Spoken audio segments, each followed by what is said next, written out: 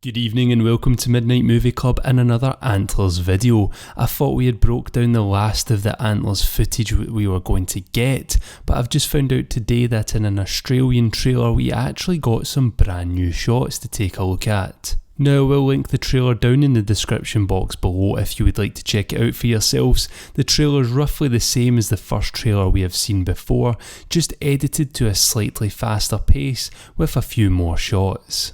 It honestly might be my favourite trailer yet, as it really ramped up the horror, but enough talk, let's get into taking a look at these new shots, as there is a couple that really got me excited to talk about. First thing I want to touch on is the body the police find, saying that half of him was in the woods, the other half was in the mine. Now, in the short story that the film is based on, the creatures were sensitive to light, so the Wendigo in the film may be staying in the mine during the day and then coming out at night. The reason I say that it might be doing that is that I am sure that Lucas and his school bully Clint see the creature in the woods during the day. Maybe at some stage it grows strong enough to come out in the day, but at first it uses the mine's cave system as a lair, which seems to be a common trope when it comes to the Wendigo. Now, before anyone comments, because I get this comment a lot on Antlers videos saying it might not be a Wendigo because in the short story they are never said to be Wendigos, yes, I am aware.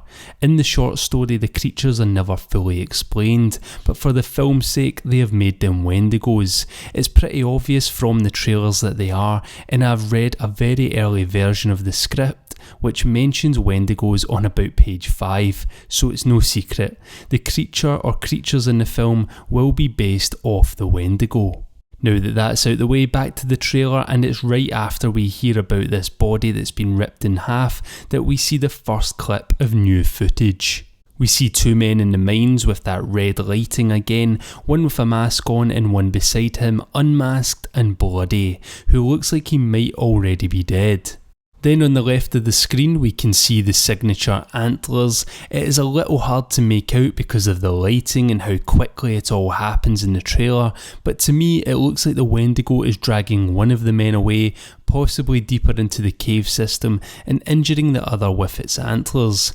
We can see the other guy takes his mask off for some reason, and he is left there laid out while the other guy disappears off screen to the right with the Wendigo. That shot is then cut back to back with another brand new shot of Frank Weaver, Lucas's dad, in the early stages of his transformation into a Wendigo. As we can see, Lucas has left him a meal, probably the animals that he's hunted and killed and took from around town. We see Frank crawl up in a very animal-like state on all fours, ready to devour the meal, as Wendigos, no matter how much they eat, are never full. We can see that he's just sodden in sweat, still wearing his clothes, but his skin is a very pasty, not well at all colour, so I would say this is definitely early on in his turning. Anyway, we hear the sheriff say that this has got to be an animal, but we know better. That dialogue is then cut over more new footage of Frank, who is starting to turn even more. We get a couple of quick clips of him on the floor in agony with black goo running from his mouth.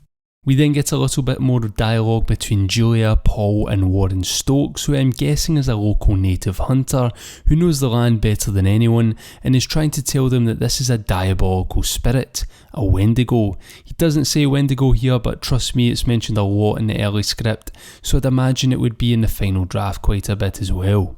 I also am pretty certain that the pictures Warren takes a look at confirm that Clint, the school bully, is killed and eaten by Lucas's family. Warren then says, "It may be a myth for you, but it's a cautionary tale to the people who believe it." The tale he is referring to, I'm sure, is just what parents tell their kids in this town. Stay out of the woods or the Wendigo will get you and drag you down into the mines.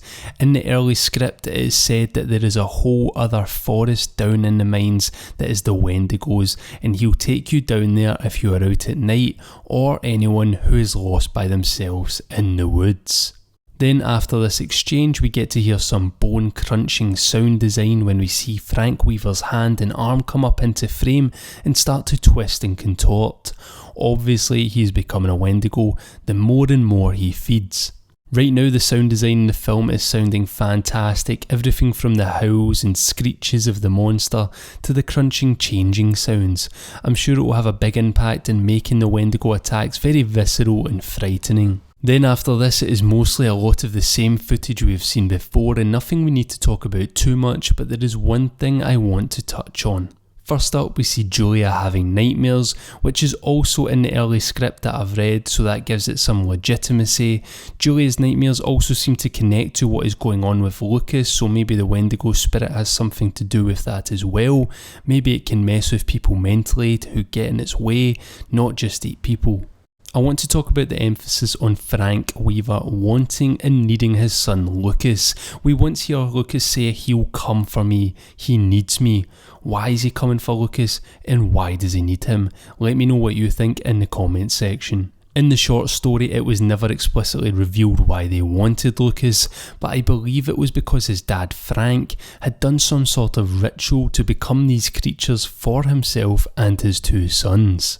Here though in the film I'm not sure if they'll go that direction, or just that he has been possessed by the spirit, or if he has actually eaten human flesh, possibly his wife's, and this started becoming a Wendigo because of that. But either way he wants Lucas, maybe so that his two sons can be Wendigos with him, or so that Lucas can lead victims to him and sort of be his servant to try and fill his need for hunger. Either way, I'm so keen for this movie now and I'm ready for it to drop so I can review it and chat about it with you all on the channel. April 16th is the day it hits theatres, so not too long to go now. If you want me to do any videos on more specific aspects of Antlers or have any questions, then just let me know in the comment section down below and ask away. If you enjoyed this video then give it a like, and if you haven't already then subscribe to join the club. As always, thank you very much for watching and good night.